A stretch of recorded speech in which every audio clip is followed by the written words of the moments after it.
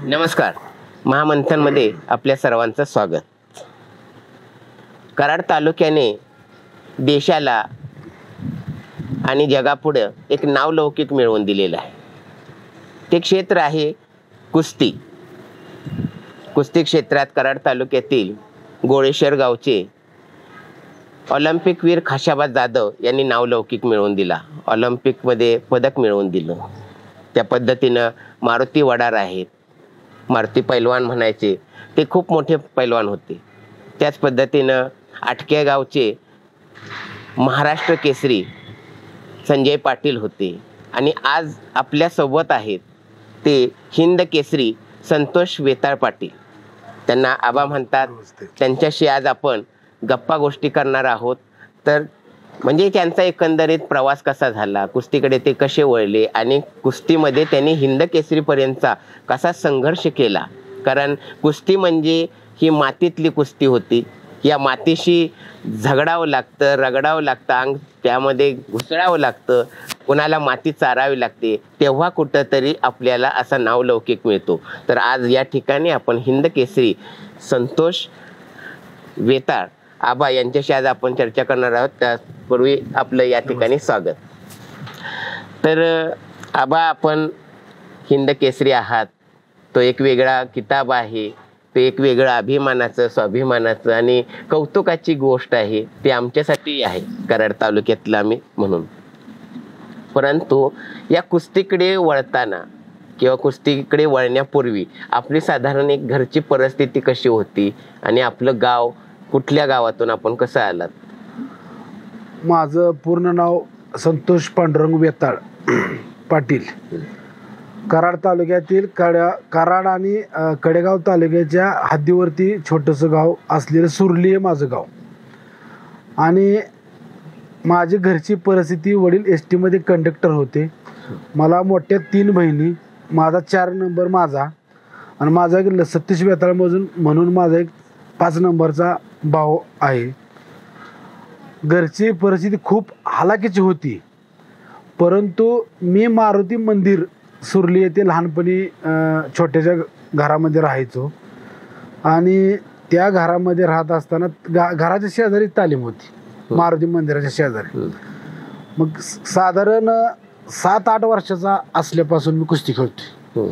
कारण तालमीच्या पुढेच आम्ही गट्ट्यानं, क्रिकेटनं किंवा काय असेल ते लहानपणीचे खेळ खेड्यापाड्यात पहिलं कसं तालीम ही असायची, तिथं हल्लीकडे खेळायचो आम्ही. बरं. सतीश चव्हाण नावाचा एक आमच्या गावाचा जुना पैलवान होता, अतिशय चांगला पैलवान, आणि अजय भोगे. त्या दोघं मला खूप प्रेम करायचे. मी लहान असताना, म्हणजे शरीर असं बलदंड होतं लहान असलो तरी. मग मला हळूहळू तालमीत न्यायची, मला खायला द्यायची, मग व्यायाम करायला लावायची, मग त्याच्यावर फिरायचो. अशा हळूहळू गोडी लागली मला कुस्तीची. माझ्या आईचे वडील खूप मोठे पैलवान होते, त्याची कुस्तीची रक्तात माझ्या आईकडून कुस्ती आली. ते कसं काय? ती शिवाजीनगरला, सांगली जिल्ह्यातील कडेगाव तालुक्यात शिवाजीनगर हे गाव, ज्योती वस्ताज म्हणून आईच्या वडिलांचं नाव माझ्या, खूप मोठे पैलवान. मग ती रक्तात 7-7 पिढ्या कुस्ती येते. बरोबर. असं मी तालमीच्या शेजारी खेळलो म्हणून लगेच तालमीत गेलो म्हणून पैलवान झालो असं काही नाही. कुठेतरी पार्श्वभूमी असावी लागते. ती माझ्या आईकडून होती, वडिलांच्याकडून नव्हती. आणि मी लहान असताना मला लंगोटा शिवणे, आपण फडात खेळताना किस्ताक म्हणतात, ती लांग घालतो त्याला किस्ताक म्हणतात कुस्तीच्या भाषेत.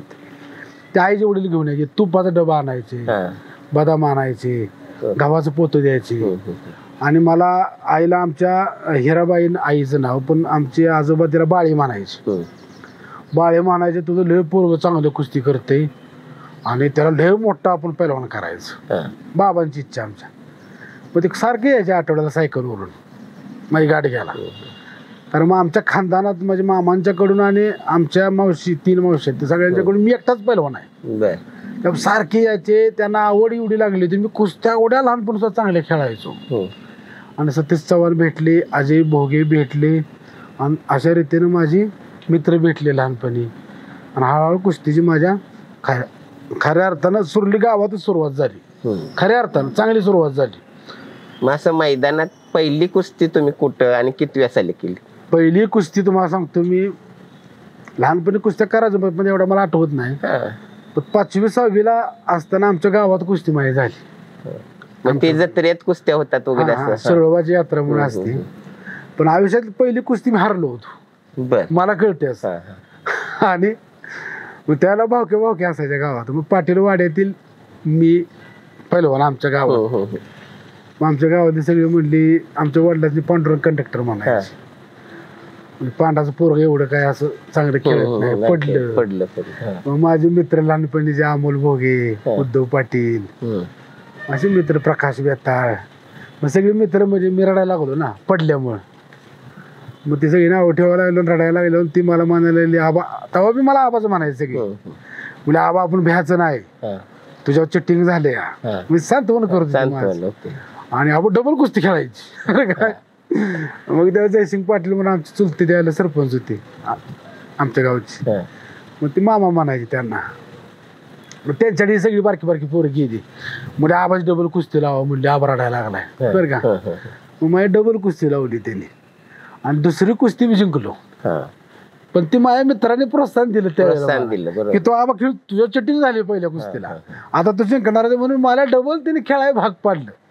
आणि मी ती कुस्ती जिंकल्यावर खूप आनंद झाला. म्हणजे वडिलांनी झाला, माझ्या आजोबांना झाला, माझे चुलते मालते, माझ्या भावकीतील लोक होते. त्याच पैलवानावर दुसऱ्या लावले का दुसऱ्या पैलवानावर? नाही, दुसऱ्या पैलवानाबरोबर झाले. त्या पैलवानाला परत मी पाडलं की दुसऱ्या मैदानात. पण म्हणजे त्यांनी प्रोत्साहन दिलं, तुमचा आत्मविश्वास अजून प्रबळ केला, वाढवला. आणि त्याला मी पाडलं. ती माझ्या कुस्ती आयुष्यातली पहिली मला ती वाटते कुस्ती लहानपणी. मग तुम्ही कराडमध्ये कुस्ती इथं शिकलात, परंतु तुम्ही नंतर कुठे कोल्हापूरला पण जाऊन? तुम्हाला सांगतो 11वी पर्यंत सुरलीतच कुस्ती खेळत होतो. 12वीला मी त्याच्या आधीचा एक किस्सा सांगतो तुम्हाला. 8वीला मला जिल्ह्याला पहिला नंबर बसला होता शालेय कुस्तीला. त्या सुरली गावामध्ये मी शाळेला होतो, आमच्या हायस्कूलमध्ये सुरलीच्या. तर पाटील मॅडम आणि मुळीक सर हे त्यावेळेचे माझे शिक्षक. मग 3च्या दरम्यान स्पर्धा संपली. 2 दिवस स्पर्धा असते ना, काल आणि आज. मग मी शाळेत गेलो, नंबर बसला होता. आणि मग मॅडमचा तास होता, पाटील मॅडमचा. मग आबा म्हणजे काय झाले, म्हटलं मॅडम पहिला नंबर बसला माझा. मग खेडेगावात जिल्ह्याला नंबर बसला म्हणजे खूप मोठी गोष्ट असते खेडेगावात. मग मॅडमनी आमच्या शाळेच्या बाहेर एक गुलाबाचं झाड होतं आणि गुलाबाची 2 फुलं तोडून आणायला लावली आणि नारळ आणायला लावल्यावर माझा सत्कार केला शाळेत. म्हणजे किती वाजता? संध्याकाळी 5 वाजता. दुसऱ्या दिवशी प्रार्थनेला झाला सत्कार. म्हणजे आपल्या 3 तुकड्या होत्या, 8वी 9वी आणि 10वीच्या. परंतु त्यावेळेला माझा सत्कार झाला शाळेत. मग शाळेत आनंद असतो रे शाळेतला. मी तुम्हाला 10वीच्या आधी जेवण कसं असते माहित आहे. मग मित्रांनी खूप आनंद झाला. म्हणजे जिल्ह्याला आबाचा नंबर बसला, आता विभागाला जाणार, राज्याला जाणार. आणि ते तुम्हाला शिक्षकांनी प्रोत्साहन दिलं. परत विभागाला जाताना आमच्यात बेताळ सर म्हणून क्लार्क होते. मग वाटखर्चीला पैसे नव्हते त्यावेळेला विभागाला जायला. आणि आमची शाळा बी नॉन ग्रँटेबल होती त्यावेळेची. मग तरी बी सरांनी वर्गण काढले सगळ्या. मॅडम पैसे नव्हते जायला. कोल्हापूरला स्पर्धा होती आणि म्हणले आता जायला लागणार 200 रुपये खर्च त्यावेळेला. सर असं मला माझ्याबरोबर कोणतरी आलं पाहिजे ना शाळेतलं. मग वर्गण काढले ना आम्ही. 2 दिवस स्पर्धा होती कोल्हापूरला, बावड्यामध्ये त्याला स्पर्धा होती. मग जाताना हातराय पांघरायला सगळं तिथं राहायचं म्हणलं जाऊन. मग तिथं पण माझा नंबर त्याला बसला होता, दुसरा बसला होता विभागाला. शालेय जीवनातच चांगली सुरुवात झाली. आणि करणाऱ्याच्या पाठीमागे लोक उभे राहतात. आणि तुमच्याकडे एकदा जिल्ह्याचं पद जिंकलंय, म्हणजे जिल्ह्यात कुस्ती जिंकलाय, आता परत जिल्ह्यात जाणार तुम्ही, तिथेही तुम्ही नाव कमावं, असं त्यांची चांगली भावना आहे. परंतु मग ह्या परिस्थितीत म्हणजे जसं तुम्हाला आईकडून मदत आली, मग वडिलांना कसं वाटायचं तुम्ही कुस्ती खेळता? वडील आमचे खूप असे भित्री होते, गरीब कुटुंबातील आले होते. आणि म्हणजे कंडक्टर 2 भाऊ शेती करायचे, त्यांचं कुटुंब वडील सांभाळायचे. शेती कमी, पण मी टार्गेट होतो लहानपणापासून. वडिलांनाच उलट हे वाटत असेल, पोरग कुठं काय तर. वडील भ्यायचे, म्हणजे शांत राहा बाबा, भांडण करू नको, शांततेनं, असं म्हणजे सारखं म्हणायचं. पण आमच्या आई कडक आहे खूप. मग असं कधी असं वाटायचं का की मी पैलवान आहे, असं मी काही पण करू शकतो? आईची शिकवण असायची मला की बाबा मोठ्यानं आदर करायचा. आणि आई खूप मारायची मला, चुकलं की असं लय मारायची आई. आज बी आई शिवाय देते मला खूप, आता सुद्धा. म्हणजे ते संस्कार चांगलं वागलंच वागलं पाहिजे, मोठ्यांचा आदर राखायचा, गुरुचा आदर राखायचा, किंवा असं कुठं भांडण झालं की मलाच मारणार. आधी मलाच मारणार. पहिली पद्धतच होती. बाहेर रडत आलं ना घरी की आधी वडील आपल्याला हाणायचे. वडील आमचं मारलं नाही कधी, म्हणजे आईने मारलं. पण काही ठिकाणी असं असतं, बाहेरनं रडत आला ना म्हणून मारायचं, मग नंतर त्याला विचारायचं. आई मारणार, खूप मारणार.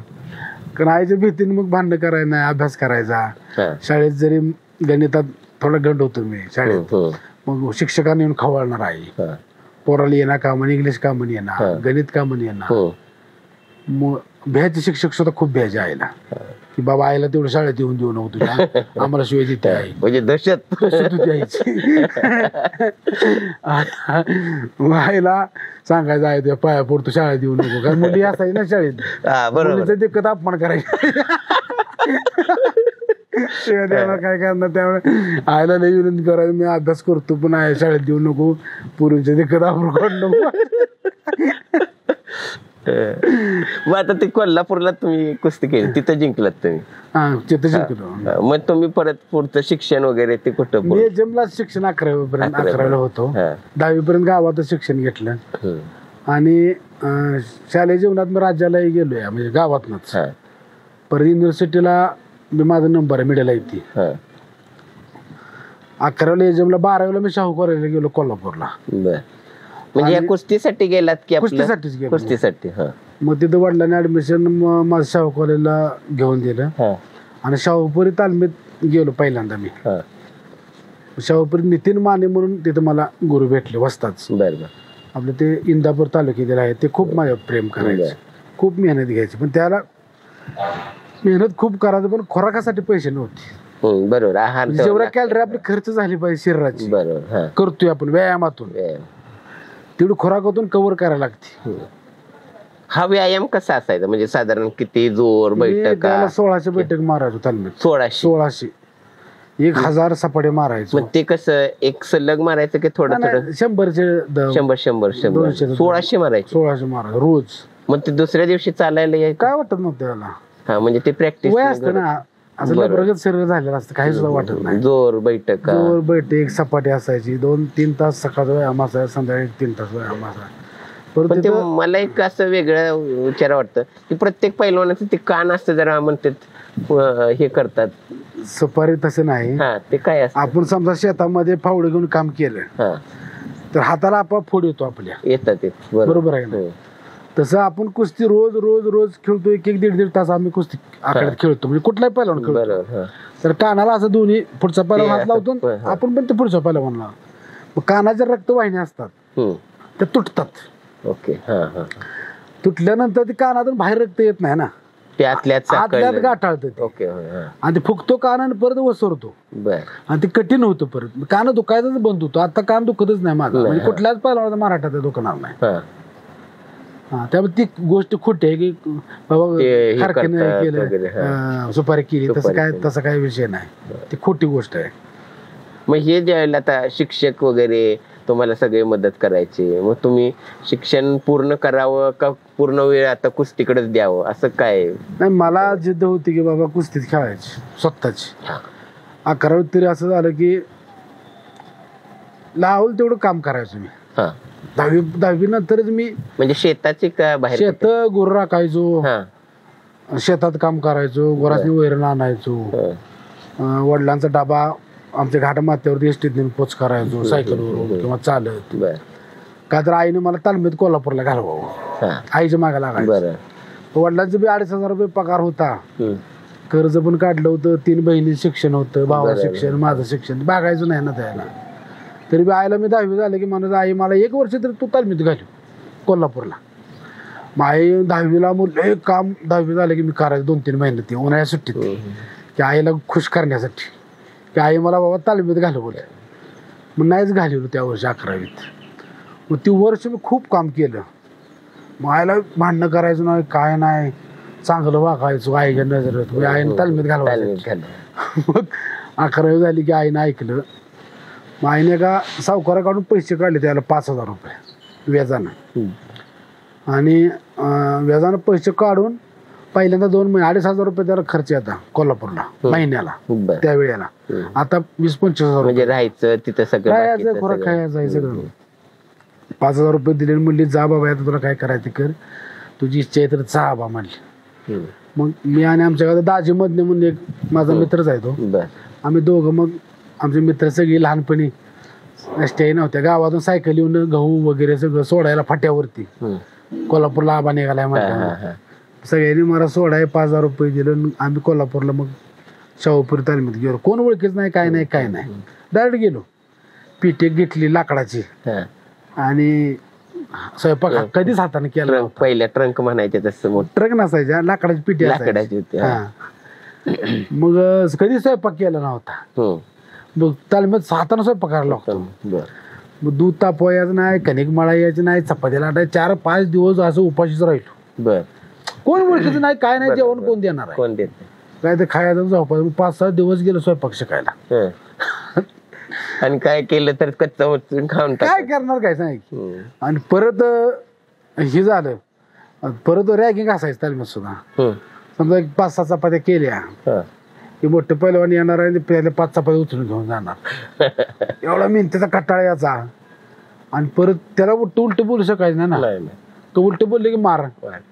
त्यामुळे ती येणार, थांडाय मारलेले असले पिऊन जाणार. मग असं त्यावेळेला चालत, आता नाही चालत, त्याला चालत तालमी शाहूपुरीत. खूप त्रास सहन केला. मग 2 वर्ष मी शाहूपुरीत काढली. मग त्यानंतर मी खोराकाचं भागत नव्हतं. मग संभाजी पवार सांगलीचे आमदार होते, मग ते खोराकासाठी परवाना दत्तक घ्यायचे त्यावेळेला.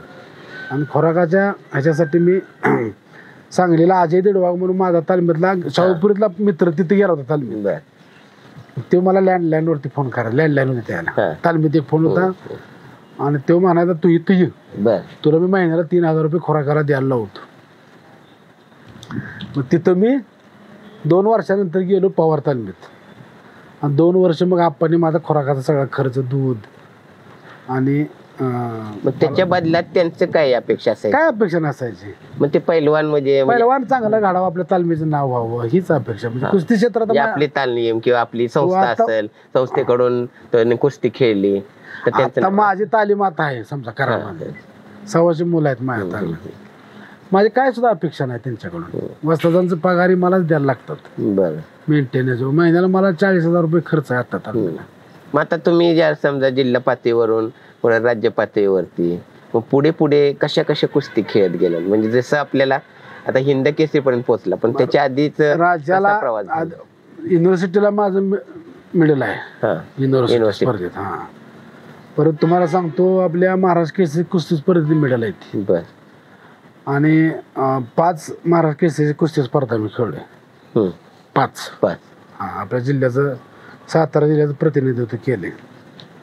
आणि 2014 5 वेळा ह्याच्यात आपल्याला यश कसं कधी आलं? एक वेळा मिडल बसलं, 4 वेळा नाही बसलं माझं. म्हणजे असं क्वार्टर फायनल 3-4 कुस्त्या करून हारायचं असं असायचं. चांगली होती ना खूप त्याला परवाना. स्पर्धा कमी होती, जास्त होती स्पर्धा त्याला कुस्ती. आता थोडी कमी झाल्या स्पर्धा. मग ह्याच्यातली तुम्हाला आता समजा हिंद केसरी पर्यंत तुम्हाला कुस्ती खेळायचंय, त्याला तुम्हाला असं कोण गुरु की मला ते का लढायचं आहे, मी तिथपर्यंत का, म्हणजे असं आयुष्यात काहीतरी तुम्ही ठरवलं असेल ना त्यावेळेला?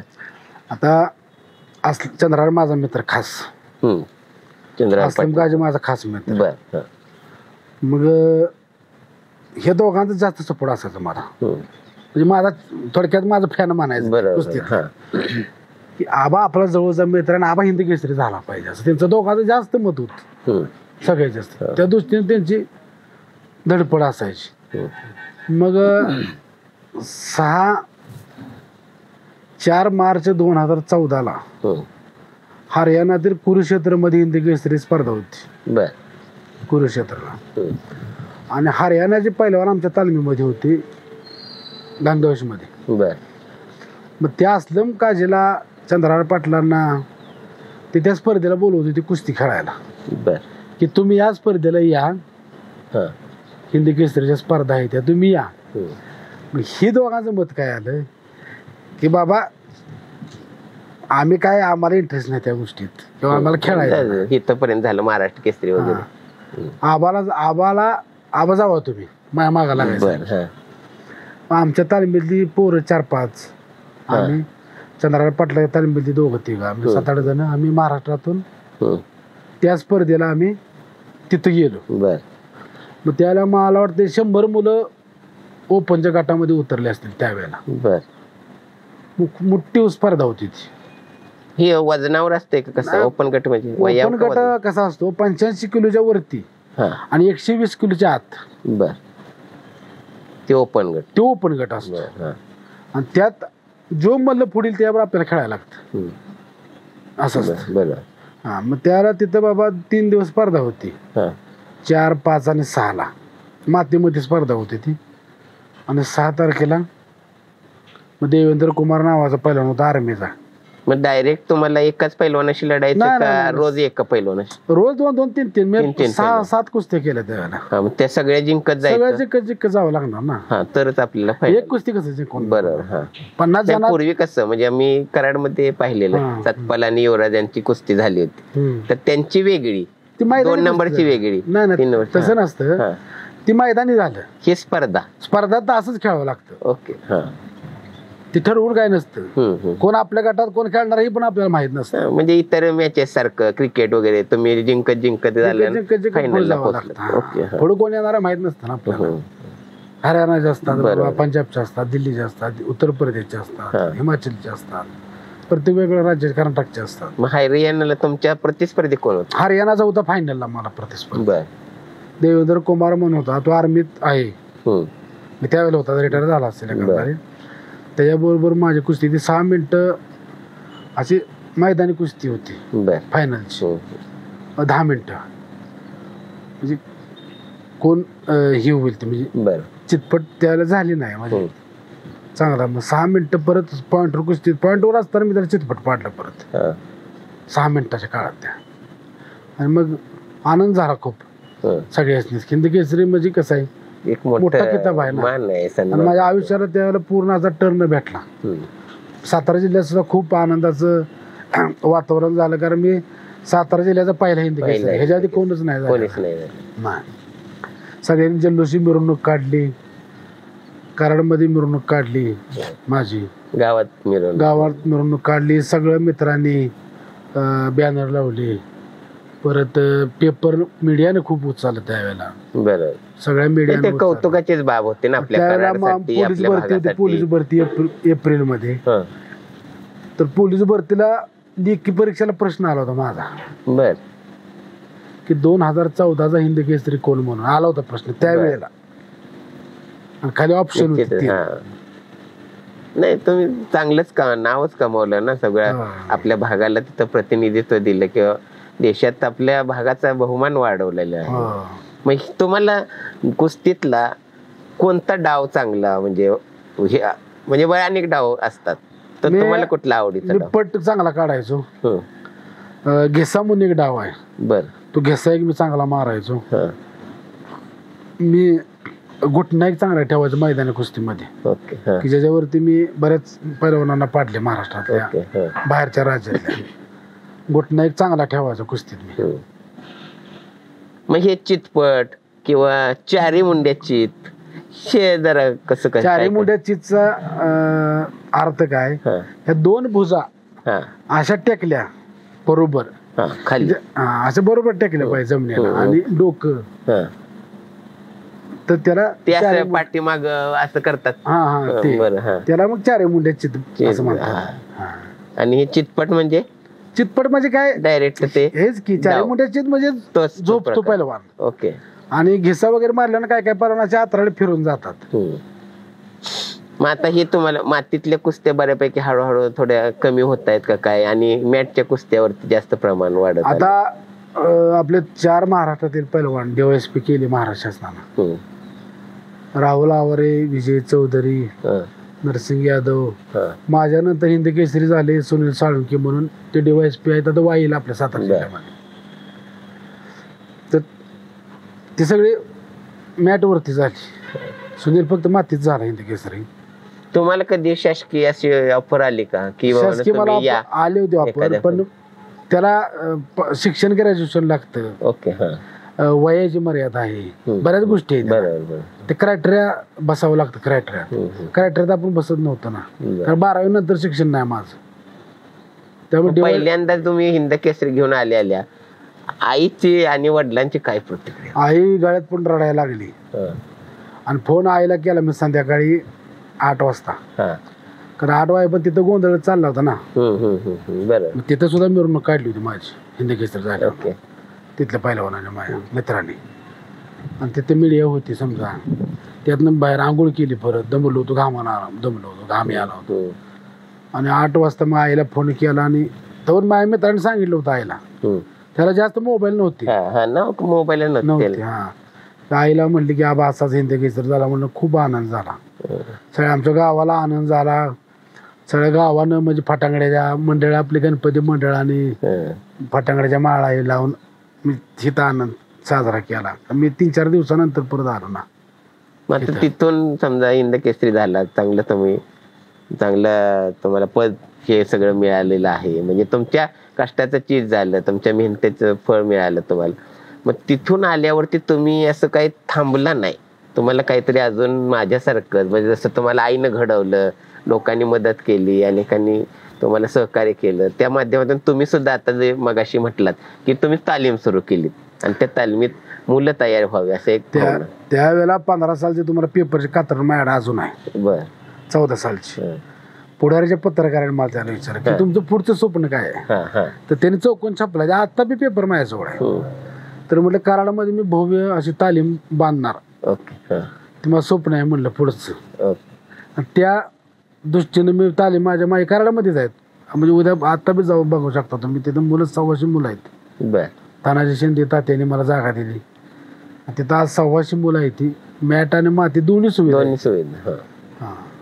ती माझं स्वप्न म्हणजे काय, लोप पावत चालल्या कुस्ती आपण सांभाळलं पाहिजे. आपण म्हणजे महाराष्ट्रातल्या प्रत्येक पैलवानाचं कर्तव्य आहे, जे कुठल्या लहान खेड्यातलं असेल किंवा मोठ्या शहरातलं असेल, त्याने कुस्ती वाढवणं त्याचं कर्तव्यच आहे. आपण खेळलं म्हणून मागची पण खेळली पाहिजेत ना. आता ते मध्यंतरी फोगाट कुटुंबियामुळं पुन्हा अजून मुलींचं पण कुस्तीकडं वळण्याचं प्रमाण वाढलेलं आहे, किंवा ते एक फॅमिलीमुळं आपल्या समोर आलं की बाबा कुस्तीलाही चांगले दिवस आहेत. ते फोगाट कुटुंबियांना वेड्यात काढायचे पहिले. हो, मुलींना कशाला 4-5 त्या दंगल पिक्चर मध्ये दावले. रिअल खरी गोष्ट आहे की 4-5 मुली, मग मुलींचे कान फुगल्यानं लग्न कोण करणार मुलगी. तर माझ्या मुलगीचं लग्न नाही, मुलाला मुलगी बघायला जाणार असं ती त्यावेळेला म्हणायचं. महावीर फोगाट. मग मुली DYSP झाल्या, SP झाल्या, काय आमदार झाल्या त्या तिथल्या. आता बबिता फोगड आमदार आहे सध्या. आता काय ती विनेश फोगड आमदार आहे, बबिता फोगड आमदार आहे, गीता फोगड SP आहे. म्हणजे अधिकारी म्हणजे आहे, त्याच्यात नाव केलं. पण लहानपणी संघर्ष खूप सोसावा लागला त्यांना सुद्धा. बरंच आहे, समाज बोलणारा असतोय किंवा इतर म्हणजे आपली परिस्थितीतून. आता तुमची परिस्थिती नसताना सुद्धा तुम्ही एवढं दिव्य हे केलं, पार केलं आणि तुम्हाला हिंद केसरी मिळालं. मग आता ह्याच्यातून तुम्ही जे आता ही नवीन तालीम सुरू केलेली आहे, सामाजिक उपक्रम पण तुमचे काही आहेत किंवा तुम्ही आता उद्योग व्यवसायात आहात, त्या अनुषंगाने काही तुम्ही माहिती सांगू शकाल? मला झाडं लावण्याची खूप आवड आहे. बर. तुम्ही आमच्या सुरली देऊन बघितलं तर 12-13 हजार झाडं मी लावली ती आणि जगवली ती फॉरेस्ट मध्ये सुरली. तुम्ही बघू शकता डोंगर वगैरे आहे, सगळ्या डोंगर मी झाडं लावून ड्रीप केले सगळ्या झाडांनी, जंगली झाडं सगळी लावली ती. माझा क्रशर व्यवसाय खूप मोठा आहे. तरुणा माझ्या कुस्ती क्षेत्रातील माझ्या मित्रांना की माझं एक विनंती राहील की कुठेतरी काम करण्याच्या व्यवसायाकडे वळलं पाहिजे पहिलवानाने. बरोबर. म्हणजे एक माझा संदेशच आहे त्यांना ह्या तुमच्या मुलाखतीच्या माध्यमातून. कारण बरेचसे परत बाजूला पडत जातात, असं पण होतं ना पहिलवान. बऱ्याच पहिलवान 90% पहिलवान बाजूला पडत जातात. म्हणजे इच्छाशक्ती ज्यांची मोठी आहे. आज आपण बघितलं असलं तर जयकुमार गोरे भाऊ ते सुद्धा खूप मोठे चांगले पहिलवान होते. म्हणजे जे मैदानात जिंकले ते जे प्रत्यक्ष आपल्या आयुष्यात कधी हारलेले आहेत. हारले म्हणजे काय, मित्र भेटले नाहीत त्यांना चांगले.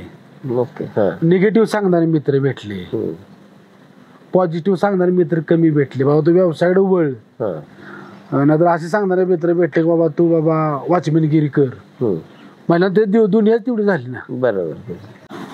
पण असा कोण सांगणारा भेटला नाही की बाबा तू मोठा व्यवसाय कर, बाबा रस्त्याचं काम घे 10 कोटीचं तू घेऊ शकतोस, तू बँका कर्ज देते द्या, मी तुला काहीतरी मदत करतो. अशी सांगणाऱ्यांची संख्या खूप कमी भेटली पहिलवानास नाही. आणि पहिलवान पण कमी पडली त्यांच्यापर्यंत पोचायला. बरोबर. पहिलवान काय खाऊन झोपायचं, दिवसाचं पण झोपायचं आणि रात्रीचं पण झोपायचं. माणसं भेटायचं पिरियड मध्ये झोपण्यातच जाते ना वेळ. बरोबर. त्यामुळे त्याला ती दृष्टी पण पाहिजे. म्हणजे जसं तुम्ही लहानपणी ठरवलं होतं की मला हिंद केसरी व्हायचं आहे, तर तुम्ही तिथपर्यंत पोहोचला. म्हणजे आपण ठरवतोय त्या पद्धतीनं मार्गक्रमण केलं तर निश्चितच आपल्याला ते यश मिळणार आहे. तर आता ह्या पद्धतीनं म्हणजे तुम्ही आता जी नवीन पिढी आहे या कुस्ती क्षेत्रात येते किंवा आयुष्यात आपल्या काही निराशा आलेल्या असते, अशा लोकांना तुम्ही काय संदेश द्याल? अशा लोकांना मी एकच सांगेन की तुम्ही पहाटे उठून फिरा. पहिल्यांदा तुम्ही जर 10 वाजता उठत असाल तर तुमची निराशा आयुष्यात कधी संपणार नाही. बरोबर. सूर्योदयाच्या पूर्वी खूप एनर्जी असते त्या हवेत आणि मातीत. आणि तुम्ही बघा सकाळचं फिरल्यानंतर कधी निगेटिव्ह विचार मनात येत नाहीत. तुम्ही उद्यापासून अनुभव घ्या. आणि पॉझिटिव्ह माणसांचा संपर्क करा. निगेटिव्ह माणसावर दोस्ती सुद्धा तुमची नो आहे. बरोबर. पॉझिटिव्ह माणसावर जी प्रगती करणारी माणसं आहेत त्या क्षेत्रात किंवा आपल्यापेक्षा कोणीतरी मोठे आहेत अशा लोकांच्या संपर्कात तुम्ही राहावा, त्यांचा सल्ला घ्या, तिथं आदराची वागणूक त्यांना द्या, ती पण तुम्हाला देतील. तुमच्या आयुष्यातील व्यवहार चांगले ठेवा. मुळात व्यवहार घाण केलं तर तुम्हाला ह्या पृथ्वी तलाव कोणी जवळ करणार करेल. बरोबर आहे. ते म्हणतात ना, कर्म तुम्हारा कल होगा, कर्म अगर सच्चाई है तो कर्म कहा निष्फल होगा, व्यवहार चांगले ठेवा, हर एक संकट का हल होगा, आज नाही तो कल होगा, असं हे म्हणतात. त्या पद्धतीने बरोबर आहे. तुम्ही जसं कर्म करत जाणार तसं तुम्हाला ते फळ मिळणार आहे. परंतु आता तुम्ही एवढं मोठं वलय आहे, हिंद केसरी आहात, व्यावसायिक आहात, चांगलं तुमचं समाजात मान सन्मान आहे. मग तुम्हाला राजकारणी लोकांकडून काही कधी ऑफर वगैरे आलेत का, बाबा तुम्ही या आमच्याकडे या असं? आता मी आदरणीय बाळासाहेब पाटील माझ्या राजकारणात सुरुवात साहेबांच्या बरोबरच केली. 2005 ते 2010 पर्यंत आमच्या सुरली ग्रामपंचायतचा बिनविरोध ग्रामपंचायत सदस्य होतो. म्हणजे गावाने केलं मी तालमीत असतानाच. गाव खूप प्रेम करायचं माझ्या. आणि त्याला भाऊसाहेब सूर्यवंशी म्हणून आमच्या भावकीतील त्यांचं आमच्या वाड्यातील आप्पासाहेब येता म्हणून पहिलवान आहे, जयसिंग पाटील, सगळ्यांनी मिळून बाबा आहे आपल्या गावातले चांगला पहिलवान, आपण त्याला संभाजी माने, भीमराव माने, नवनाथ पाटील, अजय भोगे, सतीश चव्हाण, बरीच मंडळी जी आहेत, दिलीप पाटील अण्णा, सगळ्यांनी बाबा प्रेम करून बाबा एक हाय ती संधी पहिलवानला म्हणून त्यांनी मला बिनविरोध केलं. माझ्या विरोधात बरेच अर्ज त्यांना काढायला लावलं. त्यांनी एक सीट त्यांनी बिनविरोध काढली. त्यांनी असं पहिलवानकीच्या जोराने नाही ना काढली, नाही ना तसं नाही काढली, प्रेमाने काढली. आणि सांगून बाबा ठीक आहे बोलले, असं पहिलवानला दिवस संधी संमत चांगलं होतं ना सगळ्या बरोबर. त्यामुळे काय गावात संमतच नव्हते ना वाईट कोणाला. 10 साली आलो बाबा, ग्रामपंचायत सोसायटी आम्ही जिंकली तरुण पोरांनी. परत आता सुद्धा ग्रामपंचायत माझ्याकडेच आहे आता सध्या. पण 2009 साली बाळासाहेब पाटलांच्याकडं जाऊन बाबा साहेबांच्या मार्फत आम्ही राष्ट्रवादीत प्रवेश करून साहेबांच्या बरोबरच काम केलं. ती 2024 पर्यंत केलं विधानसभापर्यंत. मग आता इथून पुढे काही ऑफर आहे तुम्हाला? आता मी एकनाथ शिंदे साहेब मी आणि चंद्रराव पाटलांनी प्रवेश केला आता.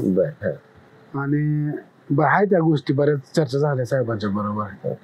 कारण शिंदे साहेब हे कुस्तीवरती खूप प्रेम करणारी व्यक्ती आहे, तळातून गेलेली व्यक्ती आहे.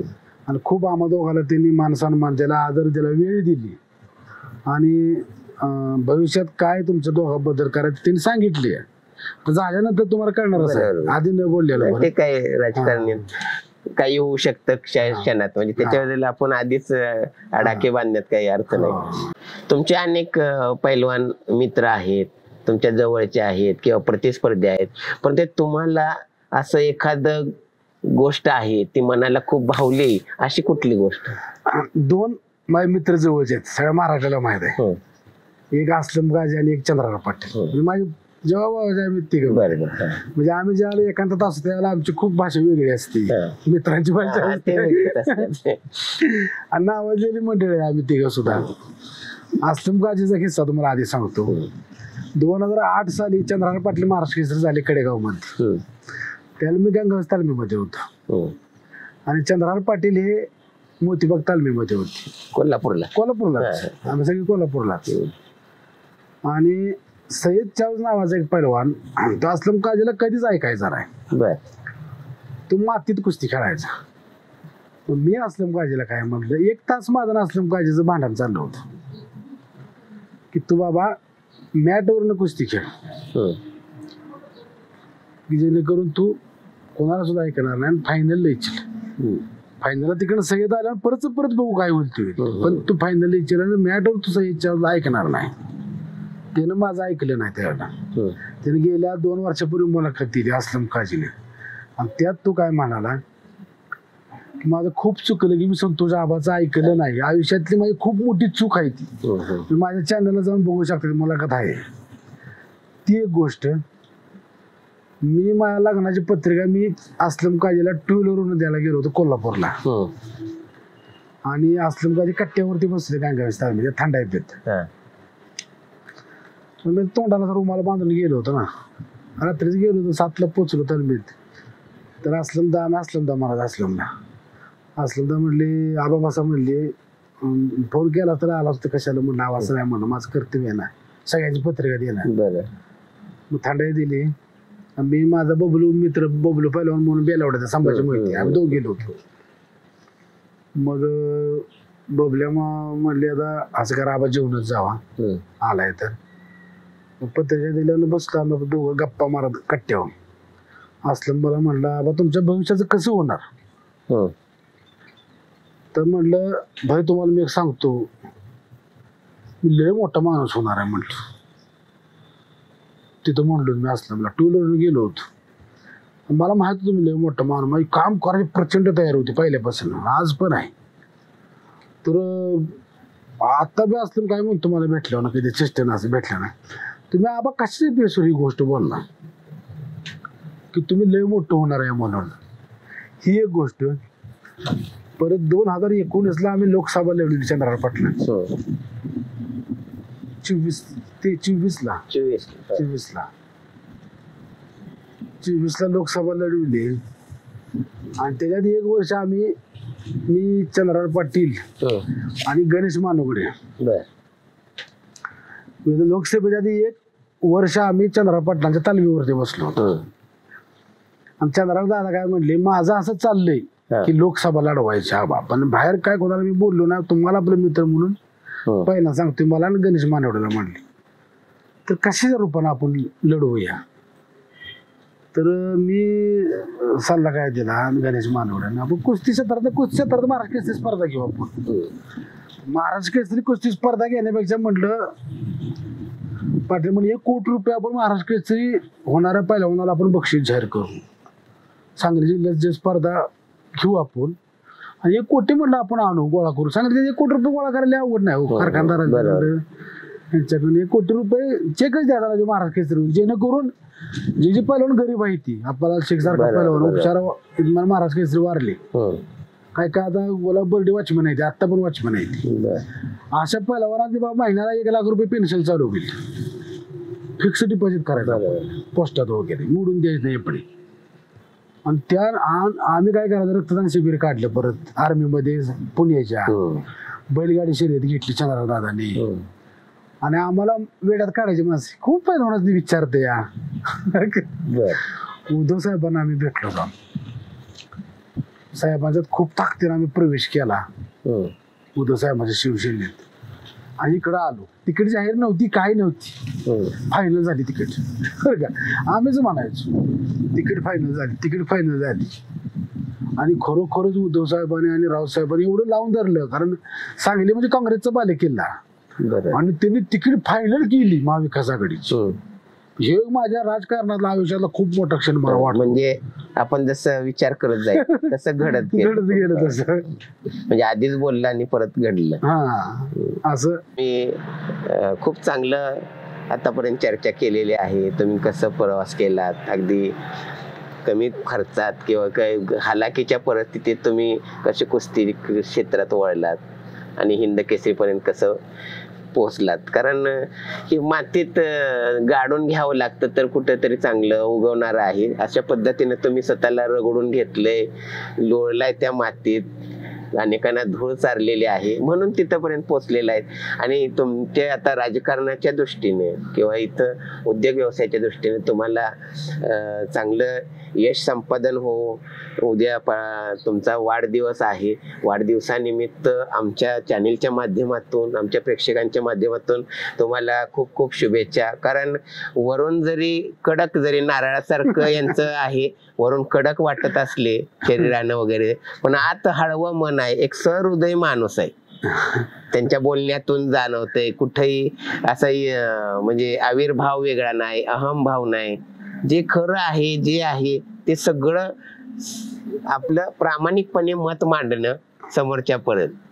आणि शेवटी डिफेन्सला हिंद केसरी पैलवान म्हणल्यावर कोणी म्हणजे वाकड्यात पण शिरणार नाही आणि वाकड्यात तुम्ही शिरून देणार नाही, अशातली एक परिस्थिती आहे. परंतु तुम्ही खूप छान, अगदी दिलखुलास आमच्याशी गप्पा केल्यात. आणि तुमचंही जो जीवनपट आहे, संघर्ष आहे, हे सगळं आमच्या पुढं उघड केलंय. लोकांनाही ते खूप आवड आणि लोकही तुमच्यावर त्याच पद्धतीने चांगलं प्रेम करतील. आपण या ठिकाणी आलात, आमच्याशी चर्चा केली, त्याबद्दल खूप धन्यवाद. धन्यवाद साहेब.